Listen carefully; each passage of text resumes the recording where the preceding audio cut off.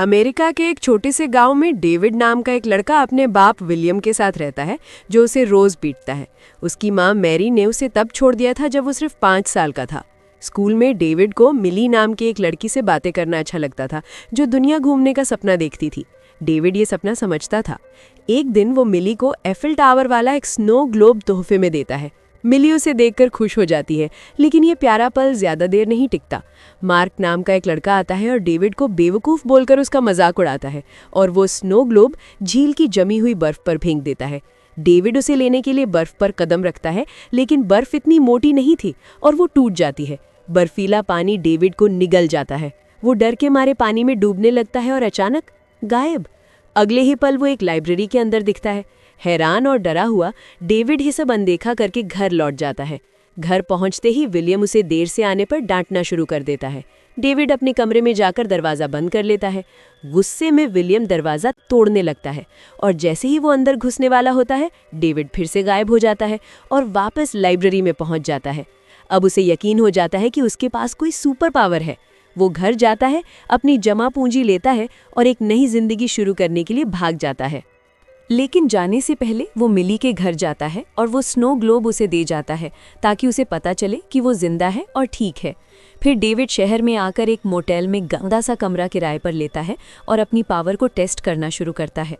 शुरू में वो पेड़ों से जा टकराता है, लेकिन फिर वो सीख जाता है कि जिस जगह की फ़ोटो देखकर वो वहाँ जाना चाहता है, वहाँ टेलीपोर्ट हो सकता है। उसकी पहली टेलीपोर्टेशन एम्पायर स्टेट बिल्डिंग में होती है, क्योंकि वहाँ उसकी माँ मैरी के साथ अच्छी यादें जुड़ी थीं। जब उसे अपनी पावर पर भरोसा हो जाता है, तो वो एक बैंक जाकर अंदर का नक्शा देखता है और रात को सीधा बैंक के तिजोरी यानी वॉल्ट में टेलीपोर्ट होकर सारा पैसा चुरा लेता है।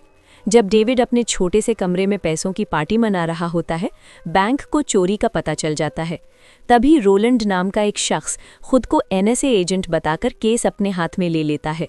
उसे ऐसे मामलों की आदत है और वो जानता है कि जंपर्स नाम के लोग होते हैं जो टेलीपोर्ट कर सकते हैं।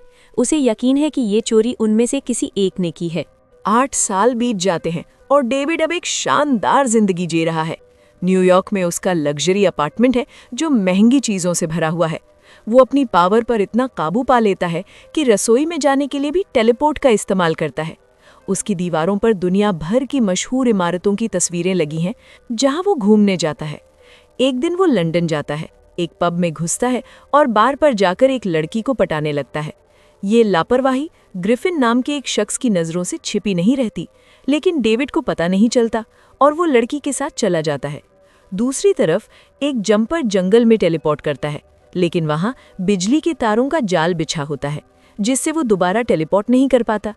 ये जाल रोलैंड और उसके आदमियों ने बिछाया था, जो खुद को पैलेडिन्स कहते हैं और जंपर्स को शैतान की औलाद मानकर उनका शिकार करते हैं। रोलैंड बिना किसी हिचकिचाहट के उस लड़के को मार डालता है और फिर अगले टारगेट की जानकारी लेता है। कुछ देर बाद डेविड अपने अपार्टमेंट में लौटता है और देखता है कि रोलैंड वहां है और उसकी वो सारी नोटें लेकर आया है जो डेविड ने बैंकों में छुपाई थी।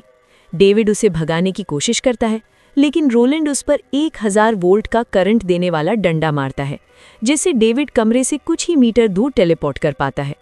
बड़ी मुश्किल से डेविड दीवार में छिपे एक कमरे में जाकर छुपता है और डंडे का तार काट देता है। रोलैंड तार के पीछे पीछे दीवार तोड़ता है, लेकिन डेविड पैसे लेकर वहां से टेलीपोर्ट हो जाता है। हार न मानते हुए रोलैंड डेविड की तस्वीरें देखता है और अपने आदमियों को उन सभी जगहों पर भेज देता है जहां डेविड आमतौर पर जाता था। वो डेविड का सामान भी खंगालता है और उसे मिली की एक पुरानी तस्वीर मिल जाती है। कुछ ही देर बाद डेविड अपने पुराने घर के कमरे में दिखता है। उसके बाप विलियम को नीचे से आवाज़ आती है और वो ऊपर आकर डेविड से कहता है कि उसे लगता है जैसे वो कोई भूत है, लेकिन डेविड का स्वागत है। डेविड बस इतना कहता है कि वो भूत नहीं है और वहाँ से गायब हो जाता है। अगली सुबह डेविड सोचता है कि शायद अब विलियम से सच में मिल लेना चाहिए, लेकिन उससे बात करने की हिम्मत नहीं जुटा पाता। वो सीधा मिली के घर चला जाता है। मिली की माँ डेविड को जिंदा देखकर हैरान रह जाती है और उसे गले लगा लेती है। वो बताती है कि मिली अब शहर के एक बार में काम करती है, डेविड वहां जाता है, लेकिन मिली को देखते ही उसकी हिम्मत टूट जाती है और वो बिना बताए भागने लगता है। तभी उसका सामना बड़े हो चुके मार्क से होता है, जो उसे पहचान लेता है और सवाल पूछने लगता है। ये हंगामा मिली सुन लेती है। वो कहती है कि उसने डेविड को आते हुए देख लिया था और वो इंतजार कर रही थी कि वो कुछ बोले। ये सुनकर मार्क डेविड को चढ़ाने लगता है और मिली पर हाथ डालने की कोशिश करता है। डेविड उसे एक घूंसा मार देता है और फिर दोनों में लड़ाई शुरू हो जाती है। लड़ाई बाहर तक आ जाती है और डेविड मार्क को बाड़ के पार धकेलकर, जब कोई नहीं देख रहा होता, उसे टेलीपोर्ट करके उसी बैंक की तिजोरी में ले जाता है जहां से उसने चोरी की थी। वहां डेविड मार्क को और बुरा अंजाम देने की धमकी देकर उसे वहीं छोड़कर भाग जाता है। डेविड वापस बार में आता है और आखिरकार मिली से बात करता है। मिली ने अब अपने सपने छोड़ दिए थे क्योंकि उसे असल जिंदगी में नौकरी करनी पड़ रही थी। डेविड उसे झूठ बोलता है कि वो बैंक में काम करता है और उसे रोम घूमने चलने का न्योता देता है। मिली खुशी खुशी मान जाती है। ये सब बातें ग्रिफिन भी बार में मौजूद था और सुन रहा था। दूसरी तरफ रोलैंड पुलिस स्टेशन पहुंचता है, खुद को CIA एजेंट बताता है और जब डिटेक्टिव उसकी बात नहीं मानता तो उसे मारता है। फिर वो मार्क से पूछताछ करता है और उसे बताता है कि वो उसकी टेलीपोर्ट वाली पागलपन भरी कहानी पर यकीन करता है। एक सहयोगी मिलने से राहत पाकर मार्क रोलैंड को डेविड और मिली के बारे में सब कुछ बता देता है। रोलैंड तुरंत अपने आदमियों को इटली रवाना कर देता है। कुछ घंटों बाद डेविड और मिली रोम पहुंचते हैं और एक शानदार होटल में रुकते हैं। मिली को डेविड के असली काम पर शक होने लगता है, लेकिन डेविड कसम खाकर कहता है कि वो कोई गलत काम नहीं करता। फिर दोनों थोड़ा मस्ती करते हैं। होटल से निकलकर दोनों रोम की खूबसूरती का लुत्फ उठाते हैं और ग्रिफिन उन्हें दूर से देख रहा होता है। आखिर में डेविड और मिली कोलोसियम यानी एक ऐतिहासिक इमारत के अंदर जाने की कोशिश करते हैं, लेकिन वो बंद हो चुका होता है। मिली के ध्यान भटकते ही डेविड अंदर टेलीपोर्ट होकर एक साइड का दरवाज़ा खोल देता है और मिली को दिखाता है कि उसे यूं ही खुला मिल गया। दोनों अंदर घूमते हैं और इतिहास का आनंद लेते हैं। डेविड यही तरकीब हर बंद दरवाजे के साथ दोहराता है। जब वो कोलोसियम के निचले हिस्से में जाने की कोशिश करता है तो वहां उसे ग्रिफिन मिलता है, जो एक खंबे के पीछे अपना काम निपटा रहा होता है। ग्रिफिन डेविड को डांटता है कि उसने एक आम इंसान मिली को अपने साथ शामिल किया है और लापरवाही से इधर उधर टेलीपोर्ट कर रहा है, जिससे गलत लोगों यानी पैलेडिन्स का ध्यान खिंच रहा है।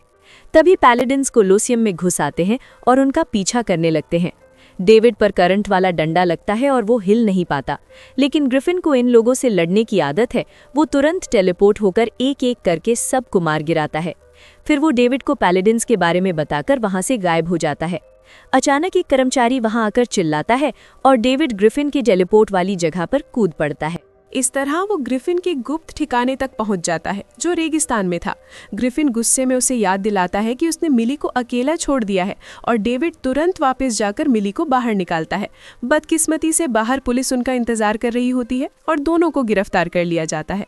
8 घंटे बाद पुलिस डेविड से पूछताछ कर रही होती है, लेकिन वो अमेरिकी दूतावास की मजिस्ट्रेट के आने का इंतजार कर रहे होते हैं। वो मजिस्ट्रेट आता है और डेविड हैरान रह जाता है। वो और कोई नहीं, उसकी माँ मैरी होती है। वो उसकी हथकड़ी खोलकर कहती है कि पैलेडिन्स के आने से पहले भाग जा। डेविड उससे सवाल पूछने की कोशिश करता है, लेकिन एक पुलिस वाला रोकता है, तो डेविड गुस्से में उसे मिस्र में टेलीपोर्ट करके छोड़ आता है। फिर वो थाने लौटकर मिली से कहता है कि पुलिस ने उन्हें बिना किसी परेशानी के छोड़ दिया है। मिली को यकीन नहीं होता, लेकिन डेविड उससे भरोसा करने को कहता है और उसे एयरपोर्ट ले जाता है। वहां वो मिली को अपने बैग में भरा सारा पैसा दिखाता है, लेकिन कोई जवाब नहीं देता। बस इतना कहता है कि अब वो साथ नहीं रह सकते। धोखा महसूस करते हुए मिली अकेले अपने गांव लौट जाती है। दूसरी तरफ रोलैंड को उसकी टीम से खबर मिलती है कि उन्हें ऐसे हराया गया जैसे किसी को पहले से पता था कि वो आ रहे हैं। कुछ देर बाद डेविड ग्रिफिन के ठिकाने पर जाता है और देखता है कि ग्रिफिन पैलेडिन्स को मारने के लिए उनका शिकार कर रहा है। पता चलता है कि पैलेडिन सदियों से जंपर्स का शिकार कर रहे हैं और चुड़ैलों के परीक्षण और धर्माधिकरण, इंक्विजिशन जैसी चीज़ों के लिए भी वही जिम्मेदार हैं। दोनों एयरपोर्ट पर टेलीपोर्ट करते हैं, लेकिन तब तक बहुत देर हो चुकी होती है। मिली जा चुकी होती है। डेविड उसी बार में जाकर मिली के बारे में पूछता है, तो वहाँ काम करने वाली लड़की बताती है कि रोलैंड भी मिली के बारे में पूछने आया था। डेविड तुरंत मिली के अपार्टमेंट में टेलीपोर्ट करता है और राहत की सांस लेता है कि वो सुरक्षित है। मिली उसे देखना नहीं चाहती, लेकिन डेविड को पैलेडिन्स के आने की आहट मिलती है। वो मिली को सब सच बताने लगता है और सबूत के तौर पर शेल्फ पर रखा स्नो ग्लोब लेने के लिए टेलीपोर्ट करता है। ये देख मिली डर के मारे भागने लगती है। डेविड के पास कोई चारा नहीं बचता, वो उसे पकड़कर सीधा ग्रिफिन के ठिकाने पर ले जाता है। इससे ग्रिफिन बहुत गुस्सा होता है, क्योंकि उसे पता है कि पैलेडिन्स के पास एक मशीन है जो जंपर्स के टेलीपोर्ट करने के बाद छूटे निशान स्कार को खोलकर उन तक पहुंच सकती है। जब वो लोग छिपकर उस निशान के खुलने का इंतजार कर रहे होते हैं, डेविड को पता चलता है कि ग्रिफिन उसकी माँ मैरी के बारे में भी जानकारी जुटा रहा था, क्योंकि मैरी खुद एक पैलेडिन है। तभी रोलैंड वहां आता है और डेविड को उसी करंट वाले डंडे से पकड़ लेता है। जैसे ही रोलैंड डेविड को मारने वाला होता है, ग्रिफिन फ्लेम थ्रोअर लेकर आ जाता है और रोलैंड से भिड़ जाता है।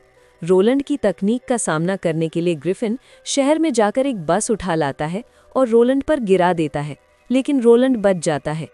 फिर ग्रिफिन उसे आग से उसी ब्लैक होल में धकेल देता है और खुद भी उसके पीछे चला जाता है, ताकि मिली के अपार्टमेंट में उससे लड़ाई जारी रख सके।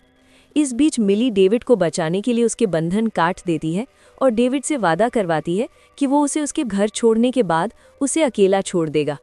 लेकिन रोलैंड ग्रिफिन की टेलीपोर्ट के निशान का इस्तेमाल करके एक हुक फेंकता है, जो मिली को पकड़कर सीधा मिली के अपार्टमेंट में खींच ले जाता है, ठीक उससे पहले कि वो निशान बंद हो। डेविड भी वहां पहुंचता है और मिली को दीवार से बंधा देखता है। जैसे ही वो उसे बचाने की कोशिश करता है, रोलैंड उस पर डंडा मारकर उसे भी बंदी बना लेता है। अचानक पूरा कमरा इमारत से अलग होकर समुद्र के बीचों बीच टेलीपोर्ट हो जाता है। डेविड पानी के नीचे बेहोश होने लगता है, लेकिन मिली उसे थप्पड़ मारकर होश में लाती है और उसकी मदद से वो दोनों वापस पुरानी लाइब्रेरी में टेलीपोर्ट हो जाते हैं। वहां डेविड देखता है कि रोलैंड भी पीछे आ गया है।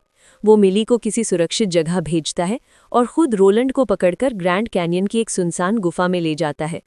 जाते जाते डेविड रोलैंड से कहता है कि वो एक अच्छा इंसान है, क्योंकि वो उसे शार्क के सामने छोड़ सकता था, लेकिन उसने ऐसा नहीं किया। कई दिनों बाद डेविड अपनी माँ के बारे में सुराग ढूंढते हुए बर्फीले इलाके में एक घर तक पहुंचता है। वहां उसे पता चलता है कि मैरी ने एक नई जिंदगी शुरू कर ली है और उसकी एक बेटी भी है। मैरी मान लेती है कि उसने डेविड को इसलिए छोड़ा था क्योंकि वो उसकी शक्तियों के बारे में जानती थी। डेविड वहां से चला जाता है, ये स्वीकार करते हुए कि उसकी माँ अब उसकी दुश्मन है, और फिर वो मिली से मिलता है, जो उसके साथ किसी गर्म जगह पर चली जाती है।